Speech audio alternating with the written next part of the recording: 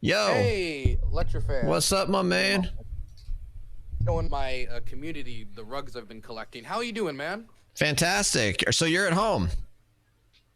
Yes, I'm back in the United States. I'm back in the good old best state in the union, of course. Everyone agrees. Maryland, best state in the union. Nice, nice. Good. How you been doing, man? Fantastic. Busy at work, busy with the family, busy trying to enjoy Montana and stream, of course, and a little bit of Can't be that hard to enjoy Montana. It's a beautiful state. it is fantastic, and CS2 is out, so I've been playing a lot of CS2. CS2 Major happening right now. I don't know if you watch esports, but I certainly do. Counter-Strike? Oh yeah. You know, I only like grand strategy games for esports. It's the only one where I'm like genuinely interested in all the strategy. Maybe I could get into it. I mean, like, I like football because it's a family activity. I don't watch football alone. I watch it because the family's together. We get to cheer for the local, get to cheer for the Redskins and such. Where The Redskins, you racist. Sorry, I grew up in the DC area. We grew up in we called it a Skins household. I understand why they changed the name. I just grew up. I don't. I don't know. I think it could have been something cooler than the Commanders. Like, I feel like they could have gone a different angle. Just Yeah. like, how about instead of like the Redskins, we call them the respectable native community? I don't know. Just something that could have been, I think, in the same area, so it didn't make all of our old merch Yeah. completely useless. Yeah, you know? right. No, or I think it makes the old merch like valuable, but what do I know? No, but I think I know what you're saying though about like, okay, well, I'll watch football, for this purpose. I think you're kind of like me and a lot of other folks that are probably interested in watching people like me and you, which is we like to learn stuff. Like if I'm going to watch something, like I'm going to watch a documentary on YouTube. I'm going to read the Wall Street. If I'm like sitting there just on my phone, like I'm going to read the Wall Street Journal. I'm going to watch a documentary on YouTube. Like, that's the kind of but make an exception for CS2 esports. My sport is boxing. I love boxing. I've loved boxing ever since I got into it in high school, and that's the sport I actually pay attention to. I'm getting involved in sports gambling as a physically responsible adult, and starting to bet on the different matches.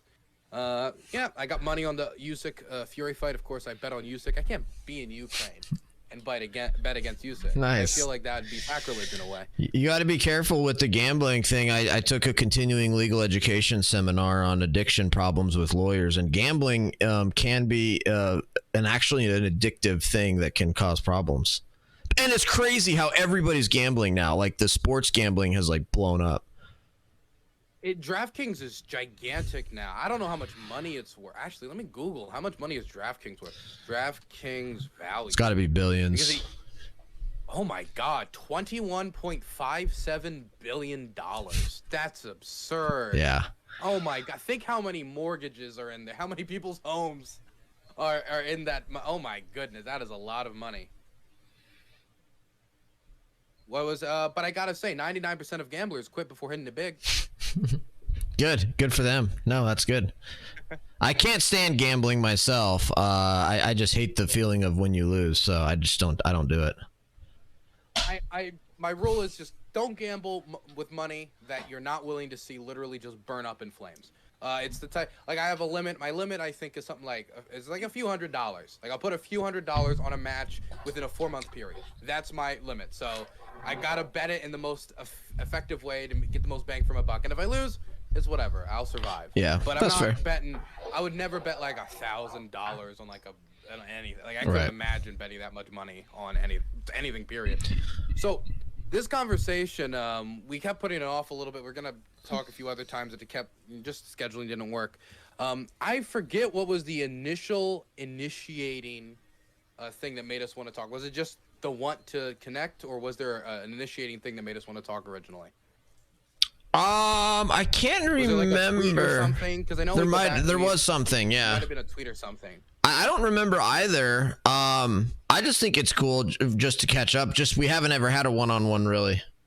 It's always been. I'm sure we've had one-on-ones before. I think. No, maybe a couple times, but. But I guess you mean a heart-to-heart. You mean you want to get to know the family. I don't even know whose idea it was. I'm always down to have a conversation. The Burns family comes from the steel mills of Ohio. My grandfather worked in the steel mills and crash trading pigs. Vietnam vet, raised me as a good boy, a good old boy. There you go. You got Dylan Burns' backstory. Is that true?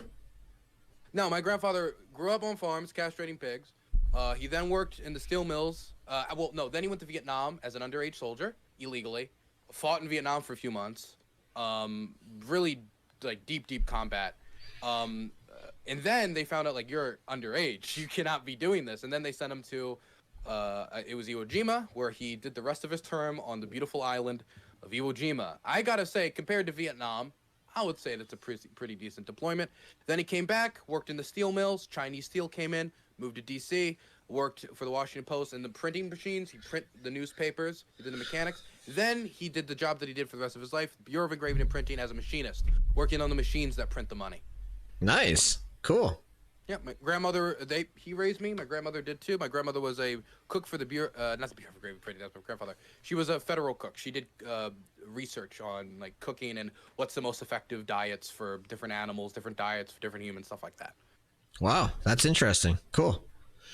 Yep. Now you know my family, my immediate family lineage. So that, you know, the people who built Burns. Yeah, I mean, it kind of raises a question in my mind that maybe was the original thought for this conversation, which is, number one, how were you ever a Democrat? And then number two, you're not still a Democrat, and you're not still supporting Joe Biden, are you? What? Joe Biden? That Democrat? Joe Biden? No. How did I become a Democrat? My grandfather and my grandmother were Democrats their whole life, as far as I'm aware. I think they voted for Republicans on a few occasions. They're not, like, partisan Democrats, so there are occasions where they have voted for Republicans. In fact, I think that they voted for Trump the first time around. Have you ever? They voted against him the second time around, and they're going to vote against him the third time around. Have you ever voted Republican? Have I ever voted Republican? No, I have not ever voted Republican. Wow. I think I voted independent once for a single candidate that I liked, so I am willing to break with party against the Democrat if necessary. It's just in Maryland, the Republicans that are representing my district, or have tried to represent my district, they don't have a chance of winning ever in my district because it's just so blue. And so I've never seen them try to appeal to us in a way, because it feels like they know it's a lost cause, so they're just trying to advocate for their values. And if they're a values-based campaign and being a Republican, then they're not going to be able to make the appeals to me to win me over. I'm not inherently against voting for Republicans, but the party is in an ideological position right now where there's just no way for me to vote for them. So I'm registered Democrat. I vote in the primary, try to have the biggest impact on the party that I feel that I align with more, if not with perfectly. Right.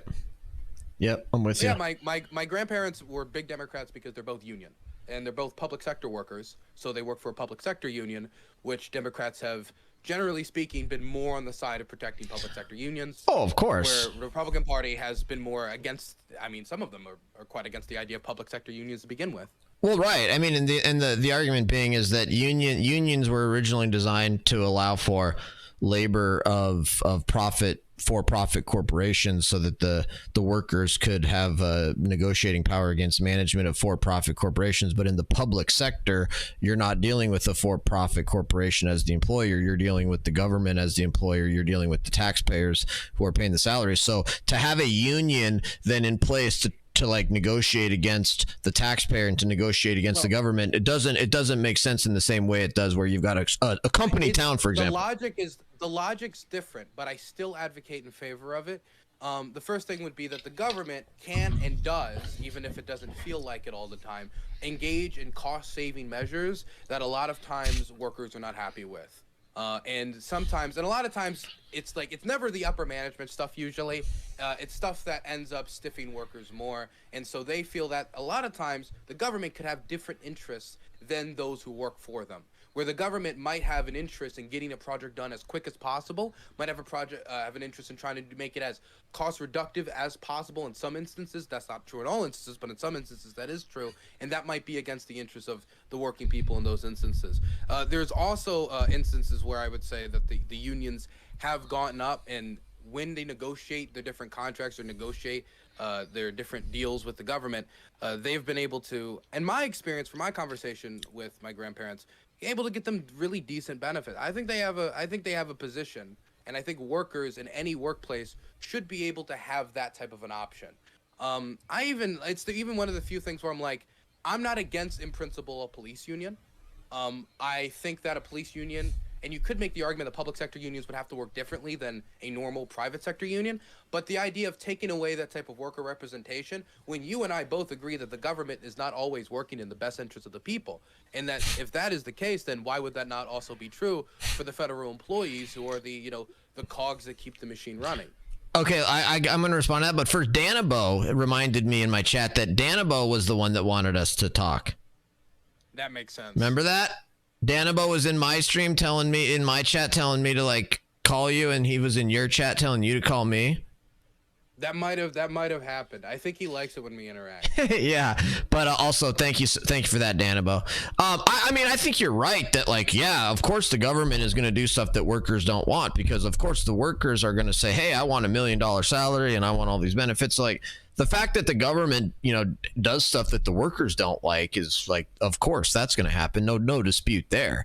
I would just say that instead of having these unions that I frankly don't think are necessary, especially when you look at like when you take into account salaries of federal government workers plus benefits, it's actually over and above their private sector counterparts. And so here I am out here working in the private sector, grinding away to pay taxes that then go to pay other people doing the exact same job as me and making more than me off of my so there's that issue. I would say that if there is this huge problem that you're talking about where workers of the government are being abused or misused in a way that would justify a union, that's a political issue that ought to be addressed through the political system, not through. I would also say that if you had a security guard at a mall and then someone said, we don't got no crime at the mall, we don't need a security guard, then you're a security guard, and then all of a sudden you have more crime because you no longer have the deterrent of the security guard. You no longer have this check on that. If you get rid of the unions for the public sector workers, while public sector workers on average do get treated better than private sector workers, I don't think the answer would be to make it so those public sector workers get a worse deal because they don't have their representation anymore. It would be to try to find representation for the private sector workers. Okay, here the real solution, in my opinion, is to basically. I mean, I support Vivek Ramaswamy's plan to fire 75% of all federal employees. I'm sure you've heard that proposal. Man, I thought that plan was crazy, especially when he said he wanted to do it by like a raffle. So he wanted it to be like almost completely random, like everybody sticks their hand in like a hat, and it just would it not be merits based at all? I would assume you would not agree exactly with this plan. You would agree that if you are choosing government employees to keep, you shouldn't just do it by like hat. You should do it based on merit, right? Well, that's funny. That's funny coming from a Democrat when the Democrats are passing these omnibus packages and CR packages that have absolutely zero analysis of anything individualized at all about our spending or what the federal government is doing. And so you're going to sit here. That was really stupid of me.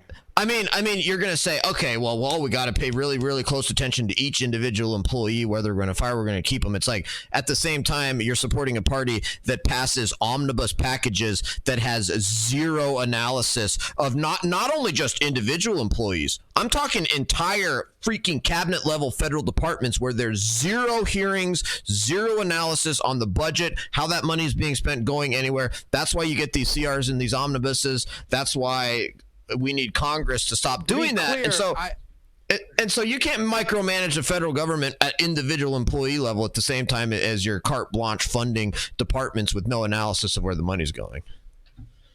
I don't see the problem. I don't really see the problem. I said I am in favor of merits-based employment, and your counter was, but the Democrats supported an omnibus bill. Was that the counter?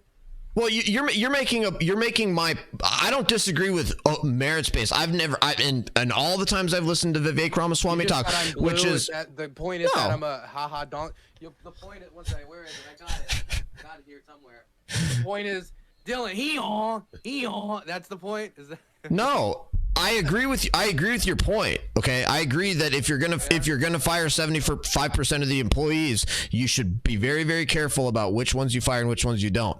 But what my point is that you're being inconsistent and hypocritical by pretending to care about that issue at the same time you're supporting these omnibus packages and CRs.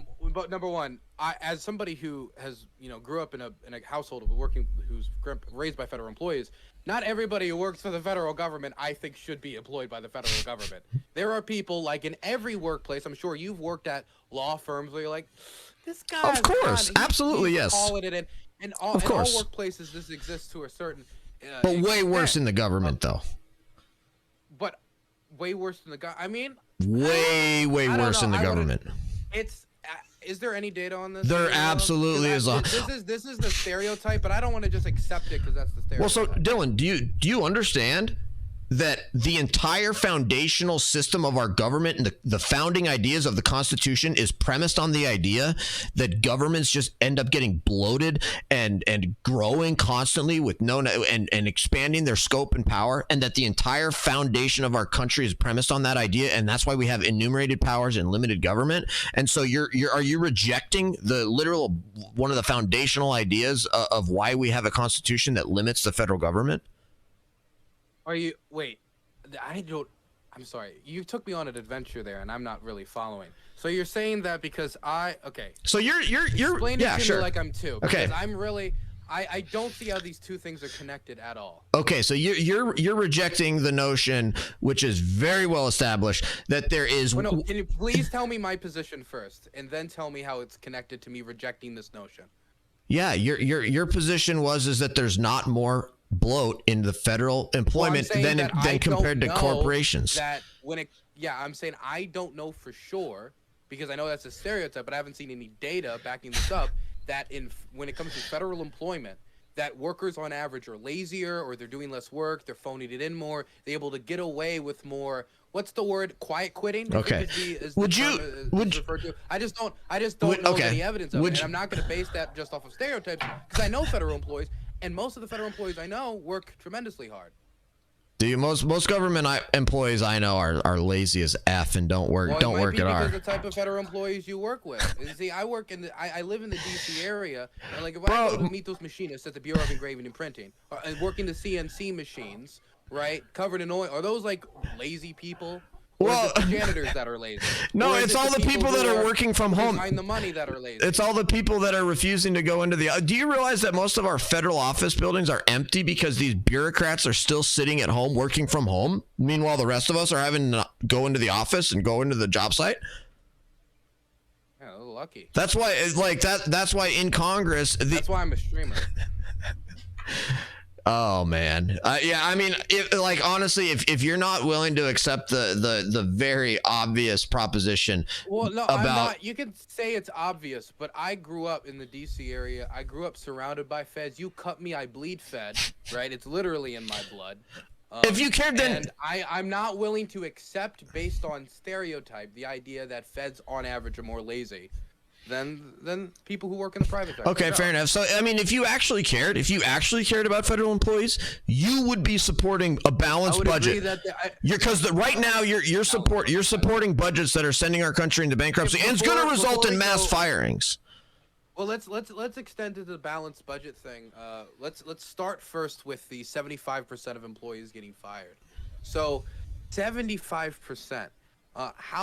What are we getting rid of? I mean, that's a big number of federal employees to lose. What I would do is I would go to Article 1, Section 8 of the United States Constitution, which lays out the enumerated powers of the federal government, which includes the military, post offices and post roads, immigration, bankruptcy laws, the enumerated powers of Article 1, Section 8. And basically, I'd eliminate. You can easily eliminate 75% of the federal government if you just eliminated everything outside of the actual enumerated powers. Be real easy. That would mean you would just be like the military, basic judicial system, federal courts. Yep. Federal courts. Federal police stuff like Capitol Police Department, stuff like that. There's really not supposed to be federal police. That would be gone. No Fed cops then. We don't have Capitol Police. Okay. Correct. So what do we do in like a situation where people are like, man, I want to storm that Capitol again? Who's going to stop them? Well, the Capitol. Police. I mean, I suppose the Capitol might be a unique situation because I would assume that the city of Washington D.C. would be the appropriate entity to have a law enforcement, but maybe the Capitol is different. But the idea, but okay, so now Democrats are in favor of this massive militarization of the federal police force, where you got federal agents. Right. Now you got federal agents walking around with badges and guns arresting people. You want a bunch of federal agents arresting people with badges and guns, and now you're so pro law enforcement. You want all these federal police. I've never been. I don't know what you mean. Wait, is it? There's not. Alexa Fan, can I just tell you? There's the main problem with talking to you sometimes. I feel like you're talking to this. Yeah. When I talk to you, you're talking to this. Well, if you're not a Democrat, tell me. If you're not a Democrat, this is the problem I have, Lecture. Every time you talk about my position, when I give a take, I could literally walk off screen and just hold this here, and this would be it. It'd just be you versus the DNC, not Dylan Burns. Not Dylan Patrick Burns, with the background I shared with you of the steel making and the Ohio pig castrating. You're talking to Nancy Pelosi plushie form, man. Like, dude, if you don't, yes, in my opinion, as somebody who was there on Jan 6, I do believe that the Capitol should have police that stop people from storming the government and trying to take it over. I do think that is something that police should do. I've never held any position to the contrary. In fact, I would be of the position that at special events like that day, there should probably be even more police than usual. Like Trump had asked for, yeah, more National Guard troops, yep. Why did he wait like 3 hours to send or approve anything when he could have? What? Like he just sat there. He wasn't. For like 3 hours. Donald. Are you serious? He knew it was happening, you actually think that Donald Trump is in control of Capitol security? You actually think that? I think that. I know that. I would think it was Tucker Carlson, his son. It might have also been his daughter. Multiple other family members, members of the House, senators, staffers, his personal cabinet, were all trying to contact him as he was locked in his room watching the TV broadcast of the Capitol riots, and he just sat there. And as it started, he was tweeting out, continuing to kind of egg him on at the start, continuing to be like, yeah, I mean, Mike Pence, come on. I mean, if he didn't want this to happen, right? He continued to egg it on for 3 hours as people were telling him to call him off, do something. Oh, okay. He didn't spring into action. He didn't lead as the president. Oh, okay. So when you recognize that Nancy Pelosi was in control of security at the Capitol. You're just talking about he should have tweeted out to, hey, stop rioting. I don't really. Or what did you want him to do? I don't think it's true that Nancy Pelosi was the main architect of DC security that day. No. So who do you think that controls security at the Capitol building then, if not the Speaker of the House? Let me ask you a question. Why was it that the Maryland National Guard, headed by, of course, Larry Hogan, a Republican at the time, was not able to get approval to be sent up? Was it Nancy Pelosi denying them approval, or why were they not able to get approval? I have no clue, because honestly, I don't care about January 6th all that much. I really don't. Right, and so we don't need to talk about January 6th. We don't need to talk about January 6th right now anyway. It just we just pivoted immediately into it. Well, yeah, because yeah. I mean, but to address your earlier point, attacking me personally for allegedly arguing, it's a political attack. It's an attack on your politics. I'm not saying it personally. Well, but again, I'm saying you go into super partisan mode anytime you talk to somebody. It's not talking to Dylan Burns. It's talking to the DNC. Well, again, my response to that is, look. If I'm arguing against a position that's a leftist Democrat position and you don't support that position, just tell me. Just say, hey, I don't agree with the Democrats on that. Say, hey, I don't agree with the left on that. So just let me know. I mean, when you say like the Democrats are left wing, the Democratic Party was never, as far as I'm aware, was like against cops being in DC or was against the idea of cops. Or is calling for like the abolition of police unions. There's like a few elected leaders in the same way that Marjorie Taylor Greene is one individual within the Republican caucus. And I could point to her and be like, wow, the RNC with the Jew space lasers and oh my goodness, she said that the Ukrainians are harvesting baby organs to fund the war. But that would be dishonest because she's one person. It's about 9 or 10 people in the Republican Congress who believe that. Hey, and if you argue against those statements of hers, I would simply say I agree with you. I don't support those statements, and we can move on. I mean, it's no more simple than that. It feels like anytime I express an opinion that's slightly contrary to that, it's like, oh, isn't that hypocritical because the DNC? Okay. Well, again, DYLAN. Right. So if that's my response, and I say, well, your position is hypocritical because most Democrats believe this, and I'm assuming you do too. You can just tell me, no, I don't agree with the Democrats on that. That's the thing. The assumption is what I dislike. Because if I say to you, for example, I'm a firearm owner. I own guns, right? As a Democrat. Now, if I said that and you were like, Dylan, that's hypocritical for you to own guns. The immediate assumption I would hear if I heard a Democrat say, yeah, I own guns, I'd be like, oh, I guess there are more pro-gun Democrats. That would be the assumption I would make. And I would say that's absurd and that's hypocritical because the Democrat Party is trying to take guns from Americans. So you can't sit there and say, I own guns and I support the right to own a gun, and then, oh, by the way, I also vote Democrat and I'm a Democrat and I support that is inconsistent. So you support, if I was to take out the RNC platform, which I don't know if they even updated it for this year. I think it might still be the 2021. If I was to take that out and I was to go line by line, you'd agree with everything in there? No, I wouldn't. Okay. Does that make you a hypocrite? No, it doesn't. I'm actually. Well, there you go. I'm actually a Republican, and work with the Republican Party because I want to be the one that gets to decide what's in the party platform and what it means to be a Republican, and I want to have influence on the party, and I want to have influence on the system. Belief I have about the Democratic Party. If they were to ask me to be Dylan, are you in favor of an AR-15 ban? My answer would be no. I'm not in favor of an AR-15. So your main issue is with the assumption. That's fair. I mean, I don't like it when people assume things about me, but I will say this: because we all look at each other as boxers, man. Well, but look, if you have an understanding of what a traditional conservative believes about certain issues, and you assume that I believe a certain belief about a certain issue because that's what almost all traditional conservatives agree with, I'm not going to have a problem. I'm not going to have a problem with that assumption.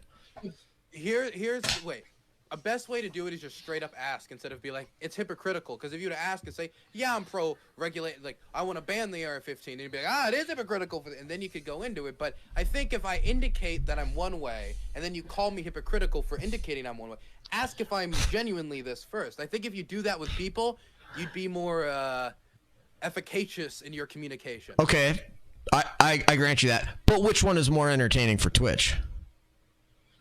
I don't know. What's your viewership like right now? Lower than yours. We're both below Hassan, so let's all strive to be Hassan. But that has nothing to do with the entertainment level of the stream. That has to do with the demographics of Twitch viewers. It is. I understand it's entertaining. It's hard to understand when somebody's kind of like, oh yeah, Racho Man, and when they're being like serious. It can be kind of layers to it. Like, it could be silly and serious at the same time. I agree. But I'm just saying that it does seem like every time you just set into, like, Democrat hunt mode, where are the donkeys, you know? That's what it feels like. Okay. And I'm hearing that. And what I'm hearing is you basically saying, man, Lecture Fan is so effective at this political argument. I don't like it. I don't like it that he's so effective. You know what? You caught me. You're just trying. You're trying to change my tactics because you recognize how effective they are. You know what? I think you got me. I think you got me. But no, I think you got me in a corner here. You can safely assume, like, if I'm saying something that comes off as like a complete asshole statement, you can safely assume I'm joking. Got you. So, have you ever said anything serious? Yes. I'm fucking with you. No, okay. Remember who used to say that I was playing a character all the time? Was that Destiny or? I think Destiny couldn't believe you were real, if I remember correctly. Yeah, and that he's not the only one either. But everybody that's watched my stream and anybody that frankly that knows, you know, anybody that is a part of the 50% of Americans who are conservatives, shouldn't be shocked or surprised at even a word I say. I don't think they would be shocked or surprised about it, but just because something isn't shocking or surprising, like, I hear a lot of things all the time that I think are stupid. Like something I hear all the time is like, oh, we're just funding the slaughter in Ukraine. As if the Ukrainians ran out of ammunition, the Russians would just all walk up to them and hug them. Like, just because something said over and over doesn't necessarily mean it's like, it might not be surprising, but it could just be kind of like a mantra that's repeated. Yeah. Man, your party's gone fucking crazy on foreign policy, huh? it's kind of going off the deep end I mean, I understand like the fringes of it. I don't want to like hammer you over. Like, I don't know if you saw, there was this legislation that passed to condemn the kidnapping of Ukrainian children. It wasn't sending aid. It wasn't like we were not going, there's no money. It's like literally like, hey, kidnapping children and saying you're Russian now, you don't need to see your parents anymore. That's bad. 9 Republicans voted against it. Now, of course, that's 9 Republicans. That's not the majority of the party. But how the fuck is that even allowed when it comes to like the more like the I would say PR allowed almost. Like, how is that not something that makes people skin crawl when those people walk into the room, that they weren't willing to condemn the kidnapping of Ukrainian children? How is that permitted?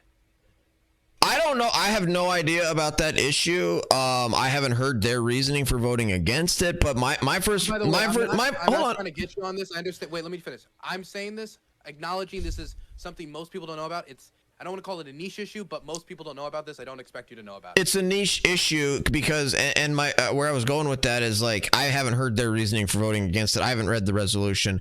There may be good reasons and arguments that they voted against it. I really don't know. But here's the problem though. You're trying to make a big issue out of something that you readily admit is completely pointless and irrelevant. And so maybe they voted against it simply because condemning kidnapping. Look, that's like when, Democrats go around demanding people condemn white supremacy and racism. It's like, dude, I'm not playing your stupid game. Nobody supports that. It's absurd. Like, this is a game. I'm not participating in your little game.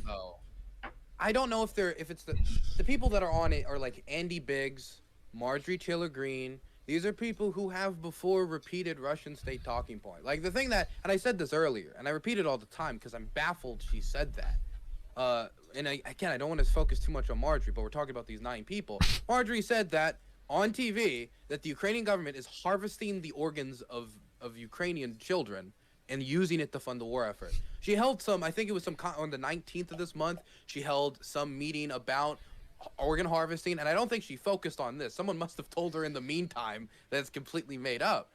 But that's the type of stuff that she was repeating, and that's just straight from Russian state TV.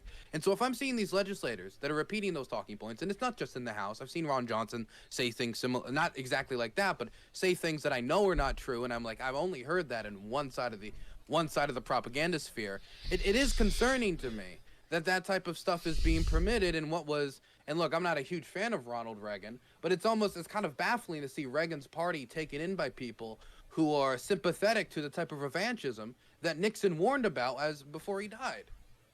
Well, look, the Democrats are horrible on foreign policy. Look at what the world has turned into under Joe Biden. It's a disaster. Look at what's going on in the Middle East. Look what's going on in Eastern Europe. The Democrat foreign policy is way worse. And here's the deal, Dylan.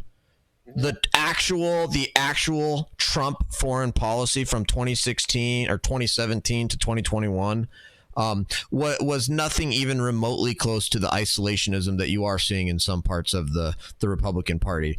And so, if you want to attack the Republican Party's foreign policy, fine, but the Democrats aren't much better. And the reality is that Trump's actual policies are not in line with what you're complaining about at all.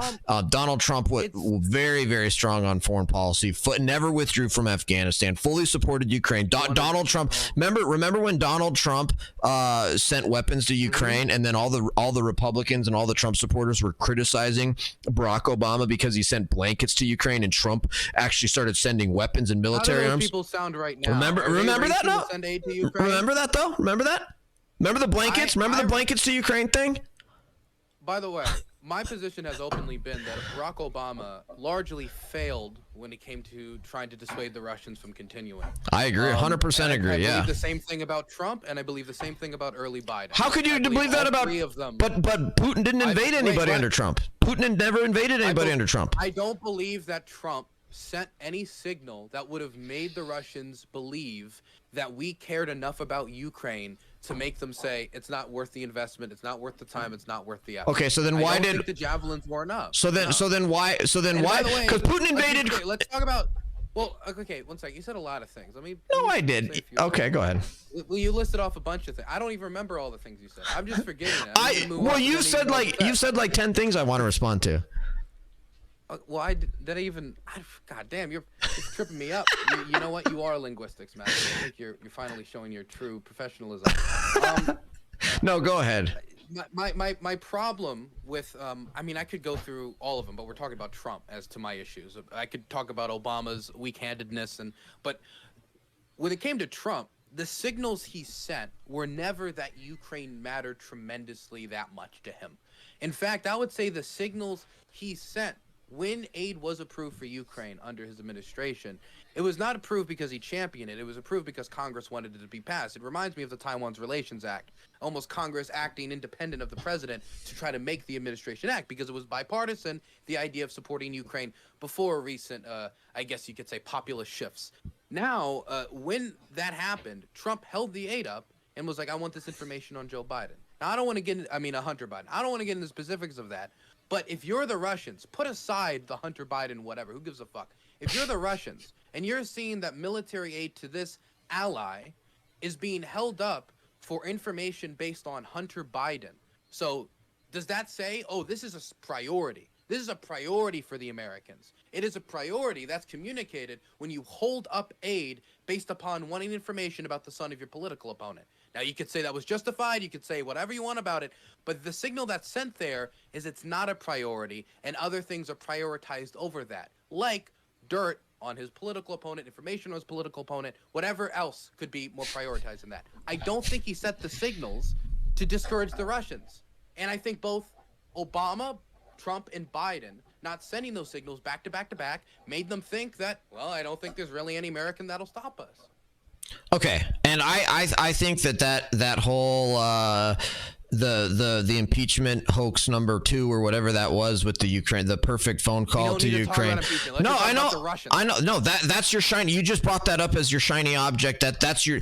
My response is, look, I know that you care. I know that you care about that issue a whole lot, and you think that was like this huge important factor in U.S. Russia relations. I'm telling you, it's not. The Russians don't give a shit about that. They're actually much more interested in other more important signals, like the fact that Donald Trump rebuilt the military and massively boosted U.S. military spending, like the fact that Donald Trump restarted missile defense program. Hold on, can I finish? Hold on. What signals would that have meant directly connected to you? Hold on. It's all too vague. Can I finish my statement in response to what you just said? No, I'm a mean Democrat. We deplatform. Okay, so come on, man. Come on. You got to not. I just allowed you to complete your whole statement, didn't interrupt at all, and then I say 2 sentences and you're jumping in. But no, I think that what you're talking about as that's not the most important factor. Donald Trump absolutely sent much stronger signals in all sorts of other areas of his foreign policy, including dropping the Moab, taking out ISIS in Syria, not withdrawing from Afghanistan, massively boosting military spending, all the Middle East peace deals, requiring NATO members to increase their military spending, and on and on and on. And guess what? The facts show that Russia, despite the fact that Russia had actually invaded Ukraine in 2014 and was going to continue the invasion just as quickly and fast as they could, despite that, there was actually 4 years there between 2017 and 2021 where that didn't happen. And then guess what? Joe Biden is in office for 1 year, and Putin sees that Joe Biden wants to cut military spending, that Joe Biden wants to bring this down, that Joe Biden is not going to pressure NATO countries to increase their military spending, that Joe Biden has basically taken the use of military force off the table. Look at what Joe Biden did with the withdrawal of Afghanistan. Look at the weakness on China. Compare Trump's foreign policy on China, which is really the elephant in the room and a much bigger issue, let's be honest, compared to Russia anyway. And so, look, you can talk about the little impeachment hoax against Trump and the perfect phone call to Ukraine, but that has nothing to do with all of these much bigger issues and impacts on actual U.S.-Russia relations. So yeah, well, the first thing I'll say is correlation does not equal causation. The fact that something happened while a president was in office doesn't mean that the president necessarily caused that thing. I agree. That's why I brought up a whole bunch of different circumstances. well, we can go into the different circumstances if you want. Like, I don't think the Moab had any impact on how Russia was determining to invade Ukraine. Dude, they thought Trump was crazy. They thought Trump would pull the flick. So I don't think that they even really thought that Trump would do that. I don't think any world power was. Bro, you guys were saying at the time Trump was crazy and Trump was going to drop a nuke and Trump was going to start. Look, I think out of all the presidents, Trump is the one that probably has the most reckless abandon out of all the presidential options. But which is good for foreign policy. That's not necessarily good. Having reckless abandon is not necessarily good for foreign policy. I don't know if you hear the words reckless abandon, you're like, what? No, but being unpredictable and having your enemies think that you might drop a nuke or you might invade or you might launch military operations. Not necessarily, because if they do, and then they get, let's say the Russians think that Trump's generally crazy. And then they, with their decrepit nuclear systems, get a signal that nukes have been launched, which has happened before and has caused close calls before. And they think, oh, that guy's crazy enough to do it. Then they might be less likely to say, wait, like they had before. So I do think that that type of reckless abandon could end up backfiring. And there's reason why you might want caution when it comes to things like nuclear weapons. I think we can both agree that caution when it comes to destroying the world is good. Hey, can we get some agreement on that before we go back to sure, you responding to what we said earlier? Sure, okay. anything's possible. Yep. Fantastic. So, as for the Moab, I don't think the Moab had any impact on how it determining how deterrence works is one of the biggest questions in foreign policy. What signal one thing will send to one country, you might think it sends this signal, and because you didn't verbally communicate it or you fucked it up, it sends a totally different signal, or they do not care at all. We could make conclusions that if we leave Vietnam, and this is what Henry Kissinger thought and many other people thought, that if we leave Vietnam, it's going to cause a domino effect. Then this country, then that country, and then we'll lose deterrence, and we'll lose this. But we miscalculated. That wasn't the case. And the amount of cost for the amount of time and lives put in probably wasn't worth it. We might disagree on that. I don't know what your view on the Vietnam War is. So considering that, what way does the Moab being dropped make the Russians think that this shows that the Americans are more dedicated to Ukraine? I don't need to just say, oh, Trump's crazy, because Trump, if he's crazy, he'll still only be crazy about things he cares about. And so if he doesn't really care about Ukraine all that much, or the Russians think that, if the Russians just think that, then that's how they're going to view our interests. If they think Trump isn't interested, well, then that's America's interest. That's what they're going to do. So I don't think that the Moab or these actions in the Middle East or any of these things deterred the Russians from invading Afghanistan particularly at all. If you believe otherwise, I'd love to hear the argument as to how the Moab kept the Russians back. Sure, I could, but you just said that it's almost impossible to tell what deters and what doesn't when it comes to foreign policy, and then you said, "Oh, this didn't deter." I mean, so what is it? I said, let me be clear. I cannot tell you with 100% certainty that anything didn't deter. Like if Biden came out tomorrow and said, "I will do this. I will put Xi Jinping on a pike." Like I have no clue. There's no mathematical equation I can enter to figure that out. Right. Okay. You have to try to read circumstantial evidence and see like, oh, why would the Russians care about Moab and Afghanistan in here? Because I think it could be easy for the Russians to think he dropped the Moab for the same reason that Henry Kissinger engaged in the secret bombing campaign of Laos and Cambodia, to try to increase his leverage going into negotiations with the Taliban, which is what Trump publicly stated. The Russians could see that and say, this has nothing to do with us. This has nothing to do with Ukraine. This has nothing to do with how we're acting over here. Now, you could say that, oh, it still builds some level of credibility, but I don't think that that would be enough to dissuade the Russians from invading Ukraine, considering what they say. Okay, so then why did they wait 4 years while Trump was in office? Then tell us that. Why did they wait 4 years? And then why did they immediately invade after Biden gets into office? Well, we could ask the same question as to why didn't the Russians finish off Ukraine in 2014 when Obama was president? We could ask all sorts of questions. I just asked you. Yeah, if you don't think it was Trump's deterrence, it could be a multitude of factors. I think it could possibly be that they didn't think they were ready at that time. It could possibly be that they were waiting to look for certain diplomatic signals, and they didn't see them and they wanted to negotiate. Okay, so you don't know. So you don't know. For example, maybe they thought they could have negotiated a deal in splicing up of Ukraine with Trump, but they didn't think they could negotiate a deal of splicing up Ukraine with Joe Biden. And so they thought a second Trump term would be a good time to address that when he doesn't have the threat of re-election. It's complete speculation as to why they invaded in this specific time period. Okay. But assuming that it's because of who held the White House, I think is not only pretty American-centric, but we haven't found anything that I think substantial. Okay, come on. You know that when it comes to foreign policy and world affairs, that American presidential elections are almost the single number one most determining factor about when countries take military action and when they don't, and what they do diplomatically. That is the most important factor. The American president, it determines all of that. And so you admit that you would just be simply speculating. You don't know why. And I'm telling you, let me finish. I don't agree with you at all. Let me finish. Can I finish, please? One of the smaller factors, in fact. Okay. So again, you just I don't even know what I was saying. I rejected your premise. I reject your premise. I don't think that's the largest factor in determining when a nation attacks is American elections. I think this is a very American. Okay. Well, I would encourage you to maybe do a little bit more studying of history and pay attention to when foreign policy incidents arise. And really? So why do they invade in 2022 then? Why not near an election?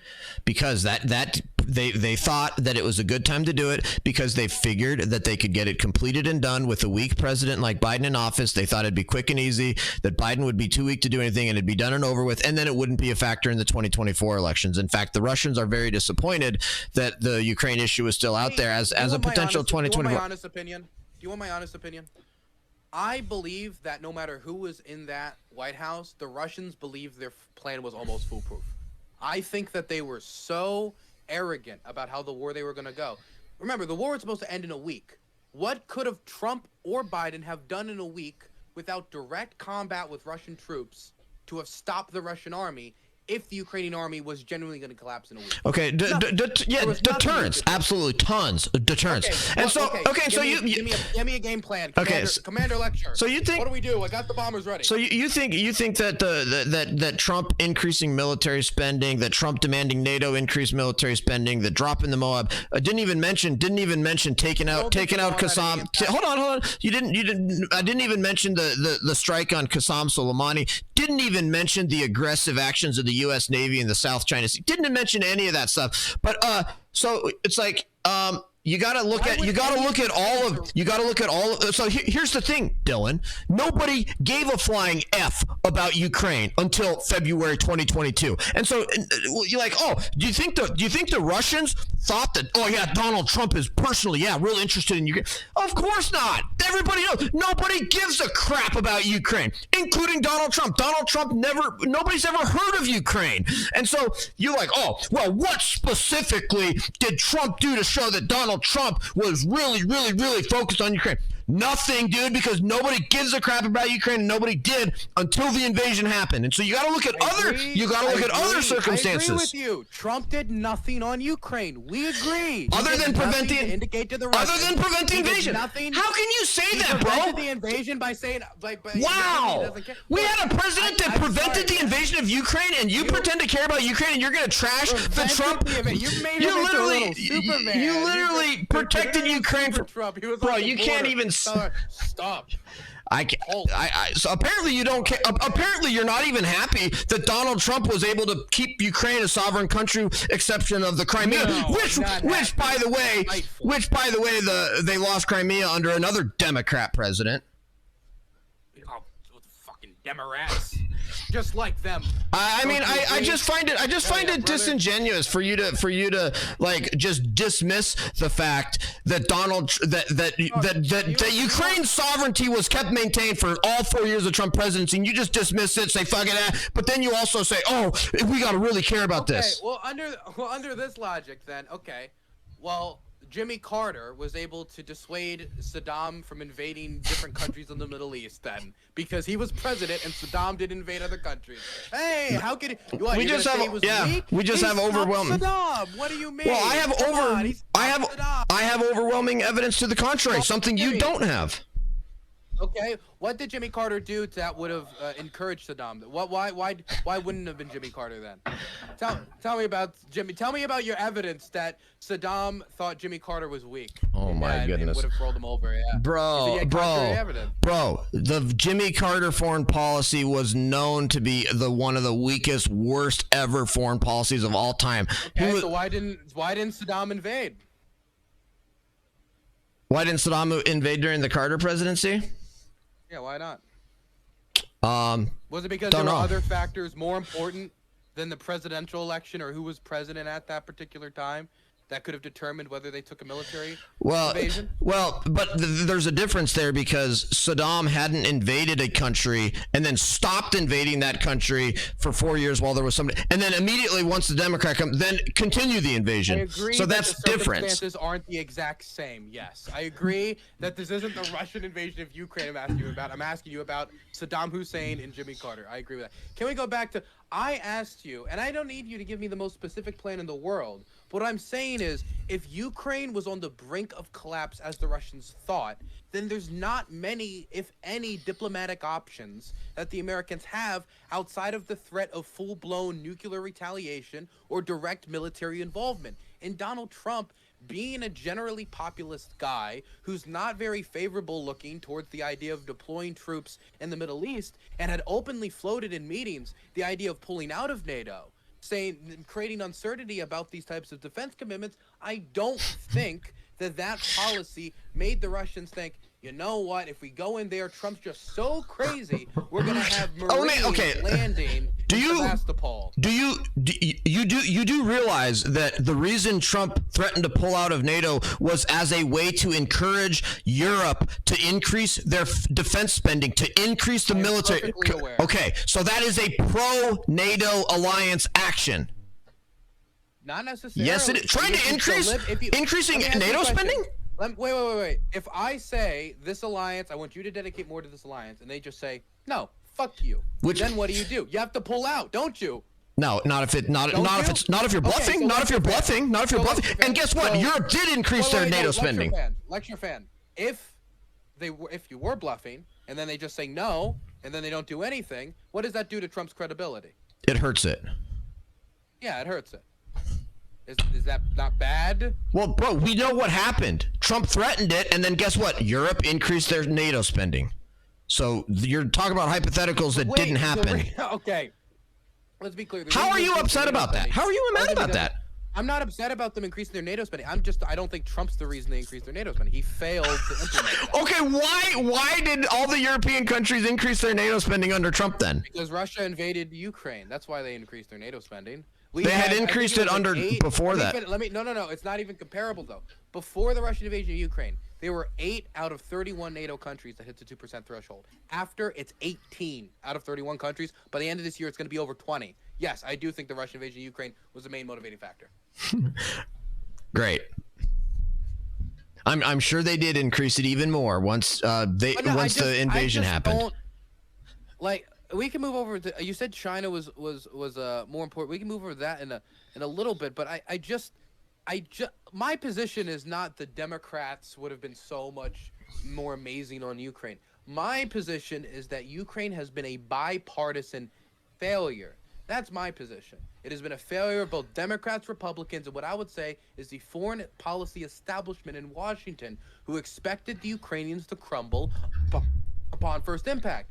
That many of them did not listen to those who helped train Ukrainian forces in the last 8 years, the developments they had made, and they had not calculated for that. And therefore, since they didn't know what was going to happen, for that first month, aid to Ukraine was really weird. They were talking about MiGs, they were talking about tanks, but we were scared that the Russians would take everything over, and then it would look like, oh, look, the Taliban has all their guns. Oh, the Russians have all these American tanks and jets and all this.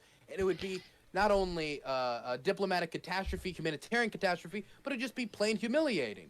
And so I don't think that in a week's time, Trump, listening to the same national intelligence experts, is going to make the conclusion, massively increase aid to Ukraine at the start of the war. I don't think he's going to do anything that would have dissuaded the Russians as they're getting ready to invade to stop them.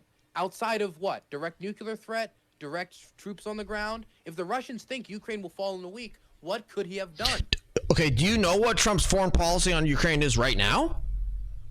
I'm generally familiar. Yeah, it's the loan, and he wants to loan the aid, combined with trying to bring them to the negotiating table. Okay, and do you know what his strategy is to bring Russia to the negotiating table? Well, it depends, because I don't really know, because Orban said after a meeting with him, this plan is not to give a penny to the Ukrainians to force them to negotiate.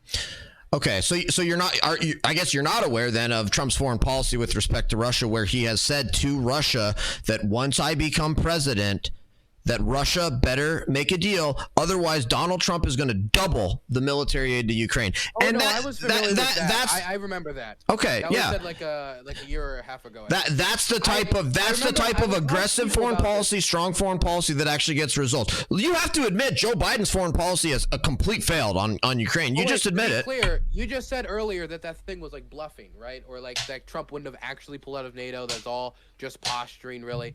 So. Would he double? Would who double? Would he double, or is that just bluffing and posturing too? Because if he says I'll double, it gets in there, and then the Russians do reject it because the Russians say, we want Dnipro, we want Kharkiv, we want Odessa, we want these other locations, we want to annex all occupied territory. The Ukrainians say, no, they don't want the Trump deal. Then will he actually double? Do you think he'll do that? I'm sorry, I was getting distracted. I apologize. I just was distracted. Do you think Trump would actually double? Because I mean, if he was bluffing about the NATO thing, how do you know he's not bluffing about this? Well, I mean, okay. Here's the thing about Trump foreign policy, Reagan foreign policy who's surrounding him right now, like Tulsi Gabbard types. Like these are not people who are energetic about supporting you. Tulsi Gabbard is a Democrat. She's not supporting. She's not around Trump. But no, Tulsi Gabbard is trying to posture. She has no chance. She's a Democrat. She's not. I think she just registered as. I think she registered. No, she's a Democrat. I'm not kidding. I promise you. Look it up after. But here's the thing, Dylan. Tulsi Gabbard. That we can talk about Steve Bannon. We can talk about any of the other people in his immediate circle who are much more leaning towards the idea of jostle the Ukrainians into accepting a unsatisfactory deal. Well, that all depends on your definition of an unsatisfactory deal. Here's the thing, though, about the bluff. In your question on the bluff, is when you have a foreign policy of peace through strength, which involves a massive military spending, very very aggressive military threats, demanding Europe increase its military spending, striking and assassinating Iranian terrorists all across the Middle East, dropping Moabs, all of that stuff is some of it is a bluff, and especially when it comes to the ultimate issue of actual taking military action. And here's the deal: when you have a foreign policy where your opponents believe that, wow, if I do something that the United States or its allies don't want me to do, the United States may actually launch military action against me, and they just massively increased their military spending and they rebuilt their military under Trump, etc. Then guess what? You don't actually have to end up taking the military action, because peace through strength works because it's deterrence, because you've got a massive military, so you never have to use it because everybody's too scared to mess with you. That's how it works. And so whether it's bluffing or not, never ends up mattering, because the foreign policy is effective, and so you never have to test it, because you get your results without actually having to follow through on any of your actual threats, whether it's military or otherwise. I still don't see how either increasing the military budget and or the Moab, or any of these things that you're saying, that the posturing would put the Russians in a position where they would feel that they're not able to do this operation. Like, how does the Moab, or the willingness to introduce the Moab, change what they think would be essentially a 1 week operation? Well, I'll answer that by saying I've explained a whole 15 or 20 different things of circumstances that I think goes into Russia's analysis on whether to invade Ukraine. You saying those don't matter? So I'm going to ask you, what was Russia looking at? With respect to the U.S. and the U.S. foreign policy and U.S. actions, what factors was Russia looking at to determine when to invade Ukraine, if none of the ones that I mentioned, which you seem to think are irrelevant, even though they're the most important foreign policy actions of the Trump presidency? I say this, and I say this with all genuineness, that, of course, no one can say 100% this is what Putin was thinking.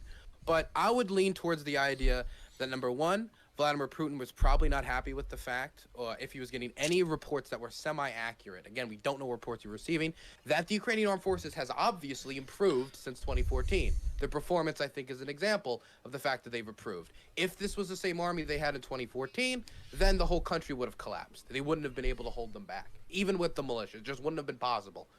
But I think those improvements might be a reason to intervene, because if the Ukrainian army continues to improve, then it means this type of operation 5, 6, 7, 8, 9, 10 years down the line is only going to be that much more difficult.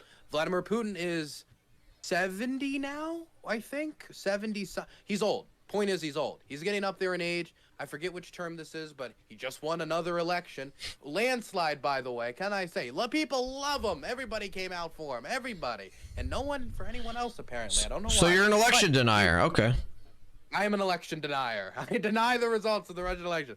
But no, I think that part of it could be genuinely legacy building. He's nearing the end of his life. The Ukraine war has been a project he's been engaged in for about 8 to 10 years, and that's only if you include the war itself and not the Euromaidan protest movement before, the spy operations, everything before. This is a long-term project. He's nearing, to be blunt, possibly the end of his life.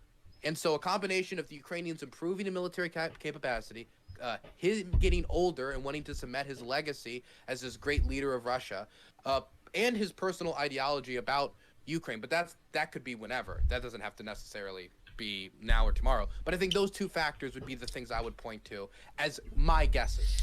Okay. Well, if that was one of the factors, that would actually suggest an earlier invasion, because after 2014, NATO and the U.S. and other countries and allies and whatever started helping train and arm Ukrainian troops. So if Russia was looking at the status of the Ukrainian military, that would suggest they should have pushed the invasion forward sooner, because between 2014 and 2022, that was an entire time period of when they were building up. The diplomacy.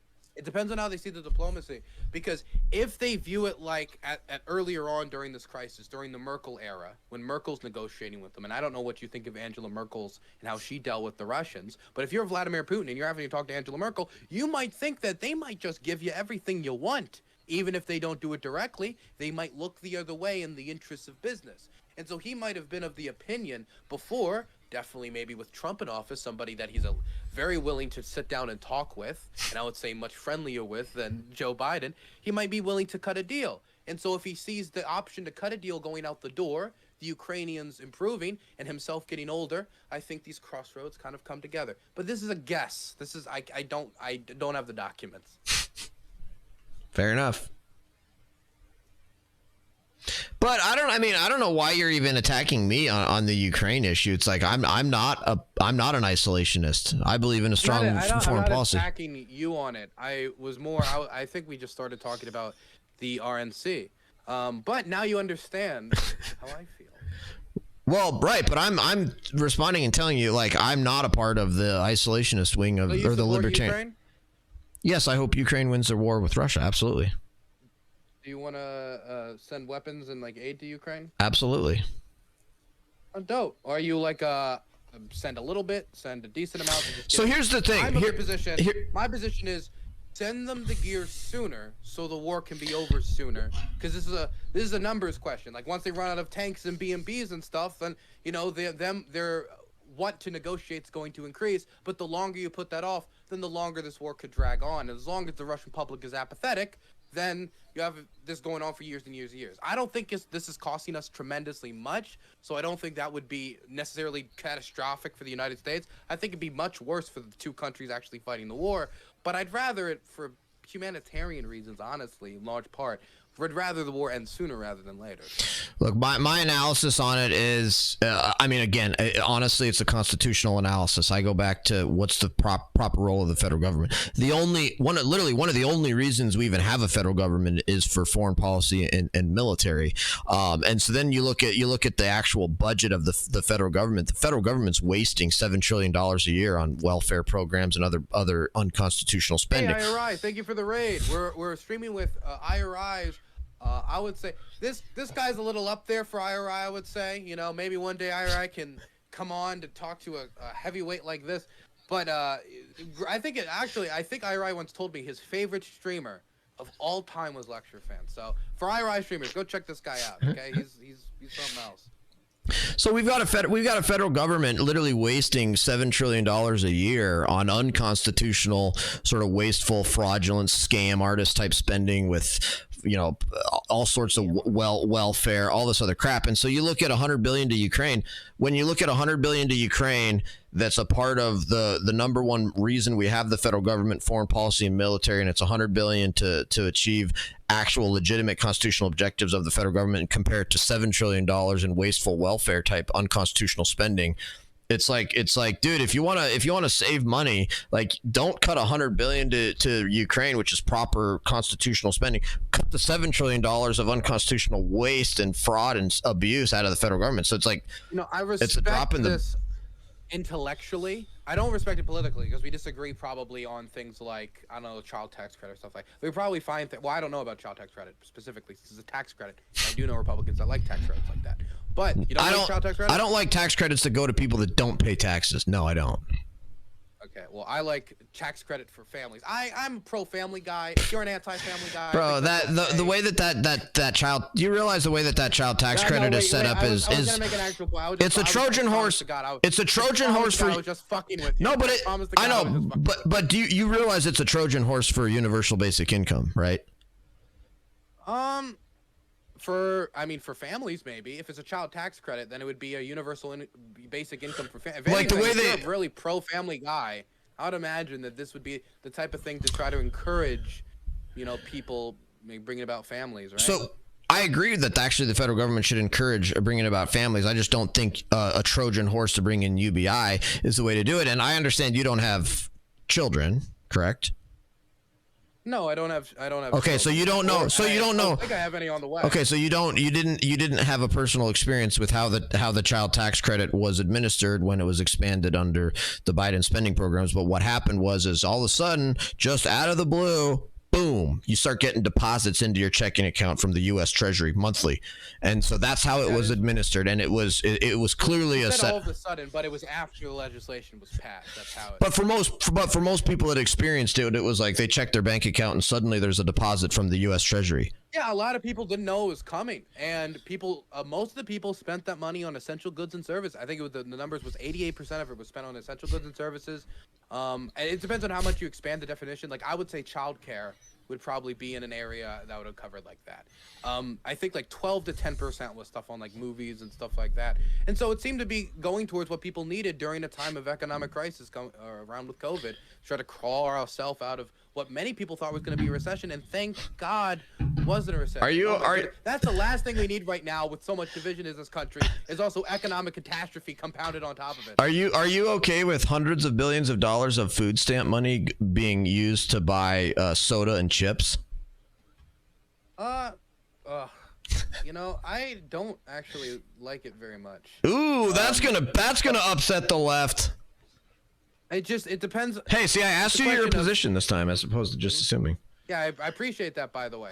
I'd prefer it to be spent in certain areas, but it's also a question of accessibility, right? Like, if all that's around the school where you would go to go buy something is just shit food, it's a question of accessibility. I'm not against making it more restrictive as long as those options are made available. But I would also, for that compromise, to make that compromise with Republicans, we'd also have to increase the individual deposits people were getting for those stamps. Wow. That would be my compromise. Yeah, because we've got so much money to spend. Yeah, great idea. Inflation's not a problem. The federal debt's not a problem. Nope. Gigantic tax credits for the ultra rich. Maybe we would have more money to spend to deal with market failure. Wait, so the top 10 before we get lost in the sauce, I think we were going to talk about something that we pivoted off of it. I was going to respond to something earlier, and I forgot you just didn't like my take on the child tax credit. Oh, it was something before the child tax credit. Whatever. It is what it is. I threw you off. I threw you off just like you've thrown me off. Yeah, it's okay. I'm just trying to remember, and I can't. No, it's all right. Federal spending. Oh, you were saying that, like, you respect my point intellectually in terms of intellectually, but not politically, because a lot of times I'll see people say, we don't need to spend this money on Ukraine. We got people here who are homeless. We got veterans who are this, that, and they'll come back and be like, okay, so should we spend it on a big public house? No, of course not. What are you, ridiculous? And I'm like, what are you, if you say this is not the job of the government, then why are you saying the government should stop doing what is clearly its job and start doing the thing? It makes no sense to me. So when you say, like, of course, like, well, if we didn't spend it, we'd just keep it. We just wouldn't spend the money, period. I respect this more because it seems to be more consistent. Right. That is exactly what that's intellectually, not politically, because I disagree. Yeah. I mean, right. I mean, I believe in balancing the federal budget with massive spending cuts across the board, across all areas of the federal government. But, military and foreign policy isn't amount of deficit spending. I think having it depends on your inflation. It depends on your inflation, depends on value in your money, but you got to keep it within range so it doesn't get out of control. Which governments have never, ever in the history of the world, in the history of humanity, ever been able to do that. But it'd be great if they could. Able to do it for decades. Norway. What's wrong with Norway? Well, it can go on. It can go on for decades, but it's never gone on forever, and you can't dispute that. Well, governments don't go on forever. So you're right. I guess you're right. You're right by default. You have to agree with me on that. You have to. It can't. It doesn't. I have. You know what? You won this debate lecture. Right. There has never, ever been a government that's been able to continue deficit spending forever. That is true. That's never happened. It can't. It just. True. And frankly, it won't. It all has to come to an end. You can't keep increasing your debt forever. That's a. By the way, there's also not a government that hasn't not deficit spent forever. Right, which is why you have to have strict controls on the government and make sure that they're limited in their powers and that they're confined to a little box and that they don't get bloated and that you cut the employee numbers. Governments don't exist forever, so why should we get governments? Oh, it's fine to have things that don't. Impermanent. I mean, that's fine to have things that are impermanent. Okay. That's all right. But you. I thought you were memeing about the deficit point of like it cannot literally. I mean, I understand like. I was partially memeing. Government slab. Yeah, I don't know how to engage with it because I can't find the meme and where the the truth is.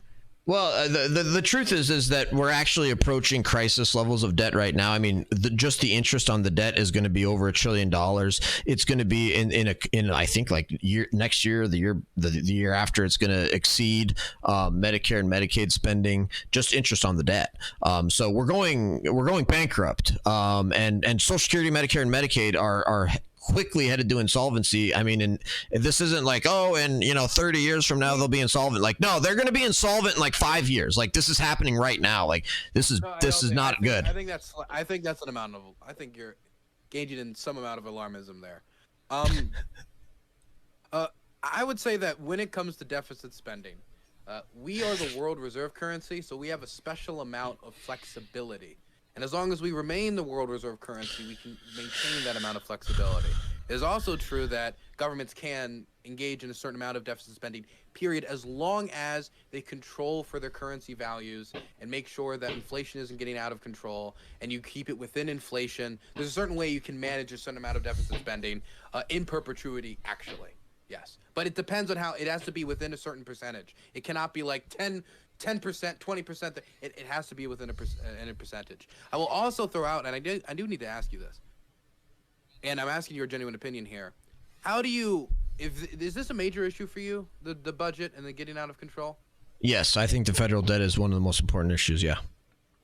Okay, if this is one of the most important issues for you, then Trump, he did increase the deficit to record highs under his administration. And he said he was going to eliminate the deficit. He didn't. In fact, he increased it. And I don't even need to get into record highs. He increased it. And he did tax cuts that further increased it, that he said were going to, through the economic growth that they would produce, would then counteract it. But that income, when it comes to tax income from increased economic activity, never arrived. And he was the president that expanded the deficit to record highs of any other president ever. And so if that's like a major issue for you, do you think he's going to approach that differently in a second term? I don't think Trump would approach it differently unless forced to by Congress. Okay, so if that's a major, is this just like something you can look past because the other you issues realize are so important? you realize I didn't support Trump in the primary, right? No, but I'm asking. That's why I'm asking this follow-up question. So is this something you can look past because there's other issues that matter so much to you? You're willing to look past the fact. Absolutely not. Absolutely not. No, I don't look past. In fact, you can go on my YouTube channel and find YouTube videos from 20. So hold on. Let me make a point though, because I wanted to say this earlier anyway. But you can actually go on my YouTube channel and find videos from 2017. And it's my reaction video to Donald Trump's very first State of the Union address to Congress. And I made a video immediately after Donald Trump finished his 2017 State of the Union address where I spent the entire time criticizing Donald Trump for not mentioning the federal deficit and the federal debt not once during his first State of the Union. And so absolutely it's not something I'm going to look past. I absolutely agree with you that we can criticize Donald Trump, of course, coming from Democrats. It's a little bit rich to hear criticisms of Trump on the deficit, but I've been criticized. Well, I can, as a Democrat, I something that I care much about upholding institutions. I care a lot about the United States being here when I'm gone. That's something that I want to help contribute to, is making sure the Republic lasts until I'm dead, and hopefully after. That's something I care about personally. I don't want to get into all the different parts of it, but deficit and making sure that's under control is part of making sure that you can continue that. Make sure that your government solve it and can take care of its people. And so it is something that I genuinely care about. I understand in certain circumstances like war or, some gigantic natural disaster, Ottoman invasion, whatever, aliens, then we might have to completely go out of that guide. But I do care about it to an extent, probably not to the same I would call penny pinching extent as other people might, but I do care about it. I was asking this genuinely because I think you care about the deficit. And so if this is a major issue to you, I was just wondering, why is it that you're willing to when I said look past it, I don't mean you ignore it, but you're willing to bear it in order to vote for him. The same way that I'm willing to bear certain things about Joe Biden in order to vote for him. Well, obviously, yes. I mean, I don't know if I would be able to bear voting for Joe Biden if Joe Biden came out tomorrow and said, "Screw Ukraine, I don't want to." I think there's something on a personal level, I might be so repulsed. I don't know if I would be willing to do that. Yeah, I think. Such snaky behavior. You know what I mean? I do know what you mean, and I think people that refuse to vote for anybody because of one pet issue, I think that's immature. For anybody, but you're in Montana, you can vote for whoever the fuck you want. It won't, it's not going to impact the outcome. No, I mean, I think the question's absurd because you're saying, okay, hey, if you care about the budget so much and there's two choices for president, I can't believe you'd vote for the one that is more likely to have less of a budget deficit than the other. I mean, of course I'm going to vote for the guy that's the Republican who are trying to cut spending. Of course I'm going to. I mean, why wouldn't I? To be clear, Joe Biden has less of a budget deficit than Trump did. He reduced the budget deficit. So if the is voting for the guy who has less of a budget deficit, the answer would be vote for Joe Biden. I know that. I know that you can manipulate the statistics, particularly with particular. Manipulatable statistics. Dude, it's like you're not. You just lied by omission because you failed to disclose to people that the only reason that your little statistic is a statistic is because Congress passed the CARES Act in 2020 during the last year of Trump's presidency and blew out the deficit with the CARES Act that Trump did sign. And then that drove the deficit up to like $2 or $3 trillion for 2020, and then Joe Biden takes over in 2021 and 2022 and blows out the deficit. And then when that spending is over, it's like, oh well, I guess all of the deficit's down because all the COVID spending's over, and you're like, oh yeah, Joe Biden fixed it. But come on, man. Okay, number one, the deficit problem didn't start with COVID. The deficit problem was a problem for the entirety of Trump's presidency. There was not a moment during Trump's presidency where the deficit went away. Every second was deficit. He didn't take a. Let me finish. Okay, all right. I'll let you finish. He didn't go out and start hacking away government agencies. He replaced it with people that were loyal to him. And if you look at his plan to go back this time, whether if you believe 2025 is just nonsense or not, whether you listen to him, it's not. We're going to get rid of the Department of Education. We're going to get rid of this department. We're going to get rid of that department. We need to replace them with the non-swamp. So it's a question of replacing it with people who are, in my interpretation, or loyal to him, or in your interpretation, maybe loyal to fucking America and true values and not being partisan and whatever you might think it is, whatever. We have some disagreement there. But in none of these constructions of how he wants the federal government to work do I see him taking out the hatches and going chop, chop, chop, chop, chop, chop, chop to all of these budgets. In fact, I agree.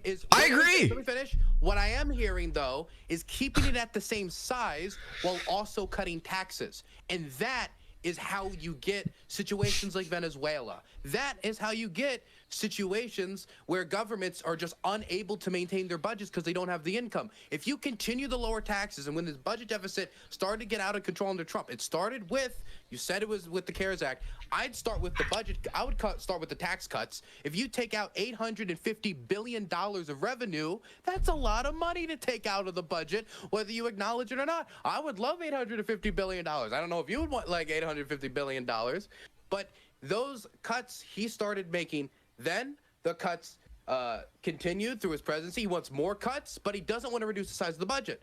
I mean, the size of the government. So he wants to continue to reduce income while continuing to keep expenditure at the same level. What will that lead to? It'll get worse. All right. Can I go? Sure. All right. If your criticism of Trump is that, boy, he really should have cut the budget more or cut the deficit more, I agree. He should have cut the deficit more. Hold on, let me make my points. Your values. Let me clarify. Okay, but if that I mean, it's just kind of funny. But the point is that, first of all, you're wrong on the economics and the numbers. Number one, it doesn't sound like you're familiar with the Laffer curve or the concept of the Laffer curve in economics. But more importantly, actually, tax revenues went up after the Donald Trump 2018 tax cuts. In hard numbers, the Democrat response is, oh, well, actually revenues would have went up even more if you didn't cut which disregards the Laffer curve. And that's all, economic sort of 101 type stuff, notwithstanding the fact that here's the real truth. Okay. Government tax revenues as a percentage of, and so you can throw out the hard numbers like 800 billion here. And it's like that actually isn't the right way to analyze a concept like this. The right way to do it is by looking at percentages of GDP. And if you look at the federal government tax revenues as a percentage of GDP, it's an all-time record high. It actually doesn't change that much over time. You can change the rates and change the tax code a whole bunch, but the actual percentage of the GDP that the federal government collects in tax revenues actually doesn't change much over time. It's around 17-18% of GDP that the government collects in tax revenues. That doesn't really change much, and it's gone up since the 2018 tax cuts. So that's not what's driving the deficit. Actually, the entire deficit and debt is driven by increased spending on the federal government. And that's provable by looking at the percentage of GDP as tax revenues. And so when the federal government is consistently taking in a certain percentage of GDP as tax revenue, but the percentage of GDP that the government is spending is constantly increasing every year, that shows you indisputably that it is spending and spending alone that is driving the budget deficit. And so the way you're looking at the tax cut issue and the deficit issue is completely wrong on that front. But again, not that point aside, I agree with you that it would be nice if not only Trump but lots of other Republicans would be a lot more aggressive on spending cuts and trying to balance the budget.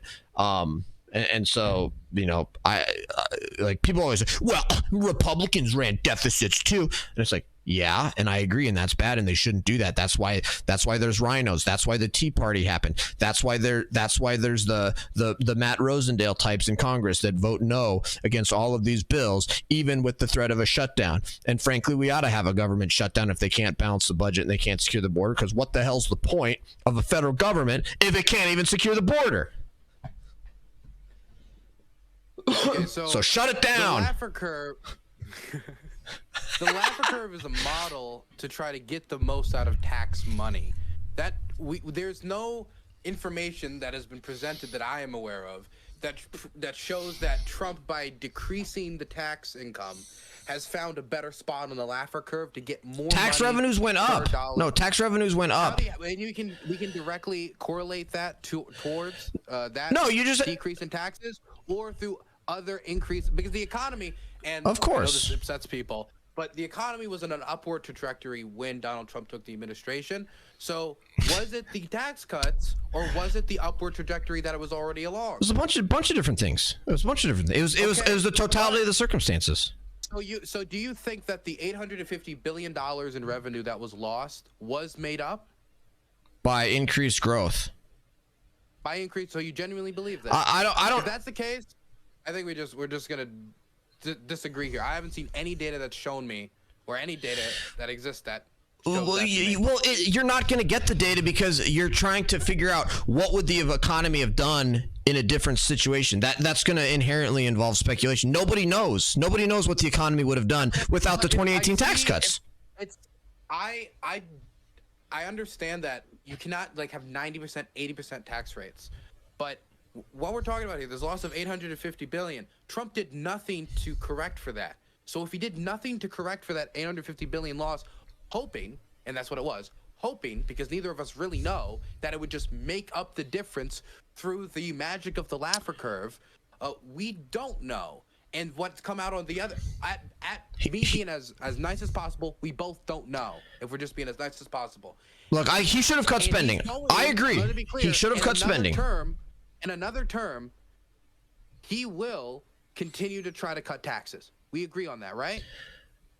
Absolutely. We absolutely need. Absolutely. If he gets reelected? Well, it'll actually depend on Congress, and that's the part of this conversation we're missing. Will he try? That's the question. I think it depends.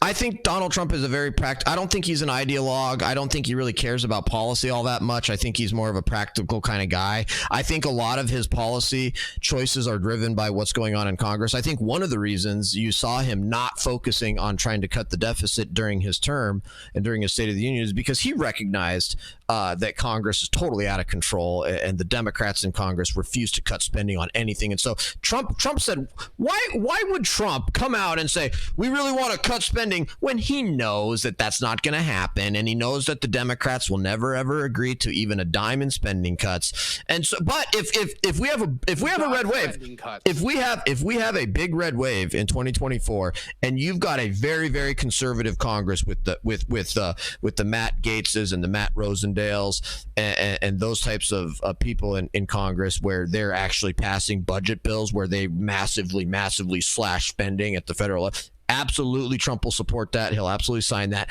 If we get Trump into office and we end up with a Rhino Congress or a Democrat Congress, then no, I don't think he's probably going to spend a lot of effort on it, because he's a practical kind of guy and he knows it's a political impossibility because Congress is totally out of control. They're drunk. They're spending like drunken criminals.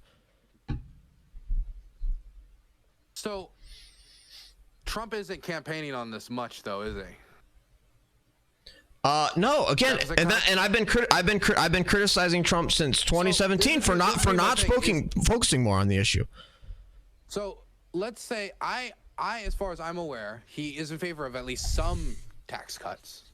I know he's as a Republican, it's kind of hard to run for president and not be in favor of some tax cuts. Well, actually, if we go to his website, we can find probably some tax. We're going to do this tax cut for working families, this tax cut for business, some tax cut for whatever. The biggest issue is making the 2018 tax cuts permanent, and that is the number one political goal of conservatives right now. Because making those 2018 tax cuts permanent is going to make a substantial personal financial difference in my life. You're in a lot of other people's lives. You're looking at potentially tens of thousands of dollars of increased taxes that we're going to be paying out of our pockets in 2025 if Donald Trump's 2018 tax cuts are not made permanent. So that is, whether you can, is it a tax cut to make the existing tax cuts permanent? Maybe, maybe not. But that is a very important issue. Frankly, it's one of the most important political issues to me, because whether or not the Trump tax cuts get made permanent and they automatically expire in 2025 because of the way the budget gimmicks have to work with the way that the Congress does things. Me and a lot of other people are looking at having to pay tens of thousands of dollars of additional taxes. And so that is a big issue. Okay. So if Trump has the ability to do massive tax cuts, probably will, yes? I would certainly hope so. I mean, we need to. Do you think he would? You said hope so. Do you think he would? Absolutely, yeah. Okay, absolutely. So if he's given the opportunity, if he does well this election, he has the House, has the Senate, does well, and maybe he's not able to get everything he wants because there's people in there that are rhinos, as in they disagree with him, and he doesn't want, he can't rally. Well, that's not my definition of a rhino. Well, that's my definition of a rhino. If it's a smaller, medium tax cut, he does that, he's not going to substantially decrease the size of the federal government to make up for those tax cuts or to make up for the deficit that we have now. He's not. Even if given the opportunity. It depends on the political situation. It depends on Congress. You're talking about some hypothetical. Is there any attempt we could point towards where he was like, is he anything he's proposing? Anything he's moving towards? Yeah. Look at the budgets. Look at the budgets he proposed. Look at the budgets he proposed during his term. Everything I see of the budgets, everything I see from Trump is not massive cuts to a point that would make up for the 850 or the further tax cuts. It's the taking over of said institutions, or as you would say, the cleaning of them of all the fucking corrupt, swampy monster creatures. If the choice is cleaning up swamp creatures or having Joe Biden in office again, where he not only is not wanting to cut taxes, but he's wanting to increase spending. And increase taxes, which are going to destroy the economy, and we're going to end up in a horrible recession with even a more bloated government, even more debt. It's going to be a disaster for the middle class and low income people. You realize low income people are the poor people in our country are the ones getting screwed the most by this because of the massive debt causing slow GDP growth rates, massive inflation, et cetera, et cetera. You mean the 850 billion tax cuts getting reversed? They would be the ones hurt the most. Absolutely, yeah. I think 85% of Americans got a tax cut under the 2018 tax cuts. 85% of Americans of the tax benefits did not go to poor people or the middle class. How can you give tax benefits to people that don't pay tax? You realize 50% of Americans pay zero in federal income taxes. You realize that, right? So when you say to the people who pay taxes, lecture, that's how it works. Yes, when you cut taxes on people that pay taxes. Who pay the most taxes, you could often give bigger tax breaks. Yes. As a what in real numbers? The value of the tax breaks was concentrated. It was with the people who pay, the bigger rich people. That's where it's not. No, it's not even rich people. It's middle class people. We can look up the numbers here, but I believe it was like 80. Bro, if you've got the total value of tax cuts that was cut was concentrated in either upper class to literally the top 1% business class of the United States. When you've got somebody that's making $100 million a year and you take their tax rate from 35% to 34%, and then you've got somebody that makes $30,000 a year and they're paying zero in taxes, and then you cut taxes, it's like, yeah, of course. There were no tax cuts for middle class people. I'm arguing that the majority of the value of those tax cuts were not directed towards working class or lower class people. It was directed towards people who are more well off and the rich, as they're traditionally referred to. I think that's the wrong way to look at it. I mean, you can manipulate. You can say that's manipulate. I'm just saying something that. Tell me if it's wrong. Just tell me if it's wrong or true. Can you tell me that? I think it's the wrong way to look at it. I don't know if it's technically if you can manipulate the statistics to come up with that. You may be able to. You can manipulate. Okay, lecture. I don't know if you believe in a flat tax or not. I don't know if you're one of those guys. I know that I'm middle class, and I know that I got a huge tax cut under the Trump tax cuts. You can bite this bullet and then say I don't care. You could say, well, of course the rich are getting more tax cuts because they pay more in taxes, and if they add more to the economy. I don't know the answer to. I don't know. Okay. All I do know is that 85% of Americans experienced a tax cut. I know that it was a huge impact on me. I know that it made virtually no difference to the percentage of GDP that the federal government collects in tax revenues. I know that it was a massive boost to GDP growth. $850 billion. And you don't wait. You said there was a massive boost to GDP growth. How do you know that? Because you look at GDP growth rates under Trump. That's not proof that it was caused by the tax cuts. We talked about this before, but if you look at GDP growth rates, they were already going up from Obama transitioning to Trump, and before 2017, they were continuing to go up. In 2018, when the tax cuts were introduced, was there a massive spike in GDP growth? No, our GDP growth has been shit for a long time because of the overbearing federal debt. Honestly, the bigger the federal debt, the lower the GDP growth rates are. That's established. That's established. You agree? 2019. Was there a spike in GDP growth? I have no idea. Not in 2018 or 2019. How do you say you know this if you don't know? Because I know that injecting that much, dude. It's like, are you a Keynesian? Like, if you're a Keynesian, you can't deny that injecting $850 billion into the economy doesn't grow the GDP. No, I'm not arguing that it can't have an impact on the GDP. I'm arguing that I have no clue if it may. In fact, I don't believe that it made up the majority. The point, like, if I cut $850 billion taxes, I acknowledge that there will be some more money in some capacity flowing in through increased government. Thank you. You have to, as a Keynesian, you have to. If I cut $850 billion and I get $100 billion back in increased revenue, then I'm out $750 billion, and I didn't accomplish bringing down my deficit. I accomplished. You're not out anything, because the federal government took in more in revenues after the 2018 tax cuts. That's what you're not understanding. You keep saying, "Oh, they lost $850 billion." No, look at the actual revenue numbers. They increased their revenues after the 2018 tax cuts. Period. And so because you just told me that you don't know if there was a GDP increase. I was going to answer that. And here's why. Here's why I was going to say this. Okay, because it's very very difficult to increase the GDP growth rate in the United States right now, regardless of policy or anything else, because of the overbearing federal debt. And the economic studies are consistent. It's undisputed. The larger the federal debt as a percentage of GDP, the lower your GDP growth rate. And so our GDP growth rate is very very slow and stagnant, and 1%, if we're lucky, 2% maybe if you're lucky, because of this overbearing federal debt. That's the fault of both parties, I will readily admit. And so when you talk about, well, the GDP growth rate drastically increased after the 2018 tax, it's like, you're never going to see that, because we've got such a massive federal debt that it's dragged our GDP growth rate down, and it can't go up. Dude, I just think that this is, I mean, I understand that you cannot tax something to 80 to 90%, but the assumption being made here, I don't think has been sufficiently proven. And if we have, and under Trump, the deficit increased to record numbers. And I do think the tax cuts played a role in it. If you're decreasing the revenue that your government's taking in during a term, and it just so happens to be the same term that you it didn't decrease revenues. Revenues went up. Revenues went up. Quit saying that. Of any president on record, Donald J. Trump. Put those on signs. Quit. You're putting out lies. He's the deficit president. Donald J. Trump is the deficit president. By the way, Joe Biden's GDP. Since when do Democrats care about the deficit? I mean, it's just so rich. But honestly, I just talked to you earlier about why I cared about the deficit, and I gave you an honest answer.